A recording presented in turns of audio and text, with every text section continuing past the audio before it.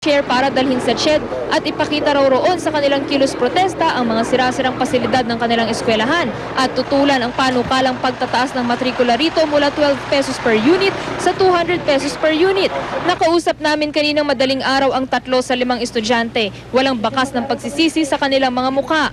Mas nagiging matimbang po sa amin ngayon ay kung ano yung magiging kapakanan at kinabukasan nung marami pang mga kabataan na gustong mag-aral. Pero mawawasak yung mga pangarap nila dahil dun sa pagtaas ng tuition fee sa PUP na talagang last choice na lang ng mga mahirap na kabataan ngayon.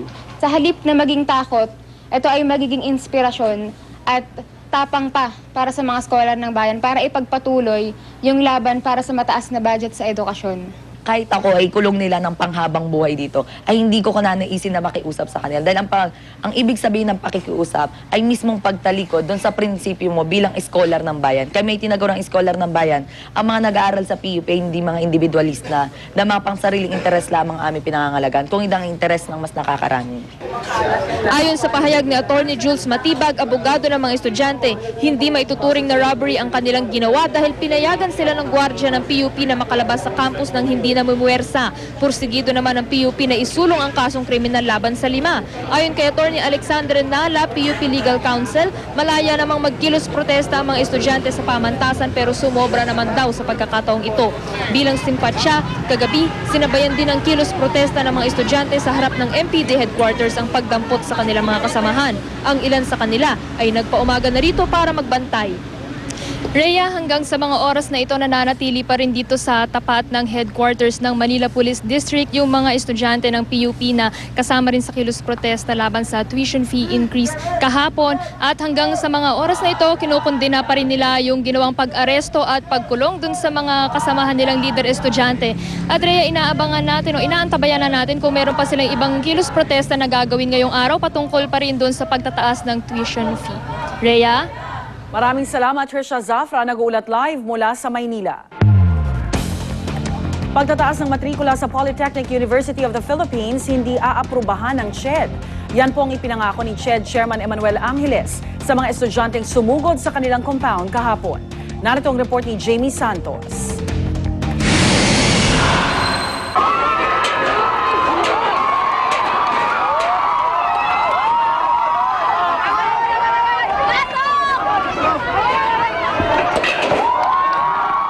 Pinagtutulak hanggang masira ng humigit kumulang 100 estudyante mula UP Diliman, UP Los Baños at PUP ang gate ng Commission on Higher Education. Bilang protesta yan sa mga iminungkahing pagtaas ng matrikula at iba pang bayarin sa ilang state university. Sa loob ng compound ng komisyon, ang salaming pinto naman ang kanilang pinuntirya hanggang sumubigay rin ito at tuluyang nasira.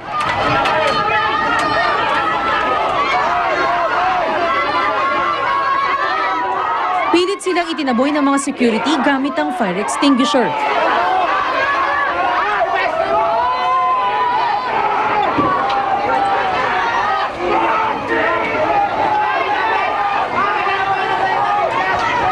Bilang ganti ng bato naman ng paintball ang mga militanteng estudyante.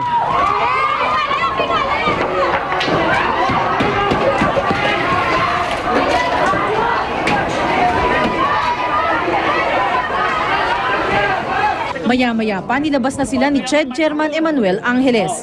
As Chairman of the Board of Regents of PUP, I am not going to approve it.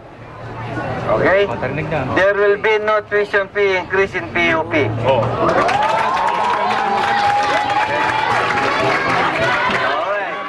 Pero hindi lang matrikula ang issue ng mga militanteng estudyante. Bago sumugod sa CHED, pinuntirya muna nila ang Chancellor ng UPLB na si Ray Luis Velasco na siyang nagtulak umano ng large class policy sa UPLB, kung saan hanggang 200 estudyante ang ipagsisiksikan sa iisang klase. Hinarang siya ng mga mag-aaral sa Quezon Hall sa UP Diliman kung saan isasagawa ang pulong ng UP Board of Regents. Pero pilit siyang pinaalis ng mga estudyante. Hanggang sa kanyang sasakyan, hindi siya tinantanan.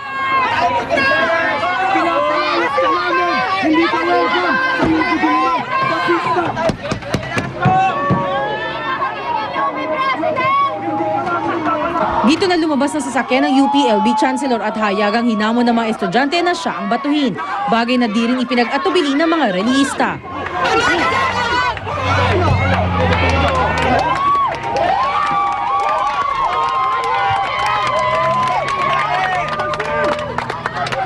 sa unang balita, Jamie Santos reporting.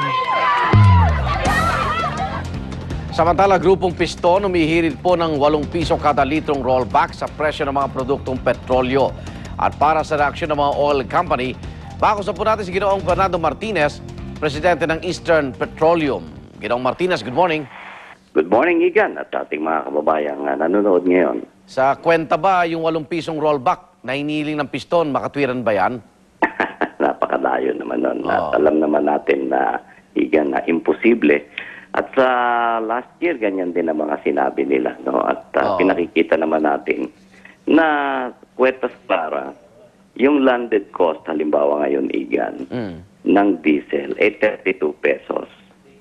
Nakikita natin sa pump price na 34, 30. So, 2 piso halos. Yung 2 pisong yan, ipaghahati-hatian ng oil companies at ng dealer. Okay.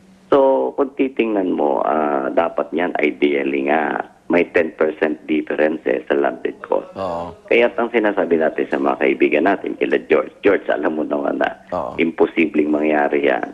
At kung yan ay may overpricing, di sana napakalaki na ng kinikita ng mga oil company. Okay, pero pa yung mga buwis na kinakaldas din yan, di ba? Oo, may 12% Igan at saka mayroon pang 3% na tariff yan, kaya 15%. Alin ba, yung sa mga buwis na yan, alin yung pwedeng alisin na dyan? Ay, alam mo naman, dati walang bat ang oil. Nung nagkaroon ng VAT na tinututulan sana natin, pero siya ang number 1 contributor ngayon, alam naman natin, ano ha? Kaya lumobo talaga lalo ang presyo. Pero Igan, 2 years ago, at the same time, 2 years ago, ang presyo ng diesel, 50 pesos, ha? Okay. So, kaya yung 34.30, 34.50. Mababa yan. Oo, dapat naman sa aking hiling sa ating mga tsuper, alalahanin nila na nakapagbayad sila ng 50 pesos 2 years ago. Okay, pero wala kang nakikitang pwedeng rollback ngayon? Wala? Wala akong nakikita. In fact, ang sabi ko, dapat magpasalamat tayo na nagka-rollback. Kahit na umento, at least natigil yung sunod-sunod na pagtaas. At ganyan tayo ka-transparent. Kung kailangan magtaas, magtataas tayo. Kung kailangan mag-umento, maliit o malaki, gagawin natin. Minsan nauuna pa yung mga small player di ba? Paggalaw.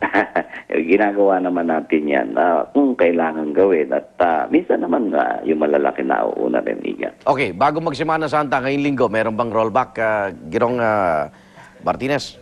Hindi ko ma-roll out yung posibilidad, pero at least ang good news, wala akong nakikita ang pagtataas. Wala namang pagtaas. Okay. Maraming salamat po. Good morning.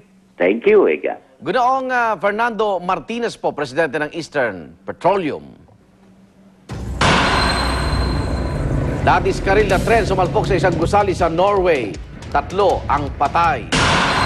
At 3 cute na tiger cubs isinilang sa isang breeding center sa Indonesia. Huwag pa huli, tutok lang sa unang balita.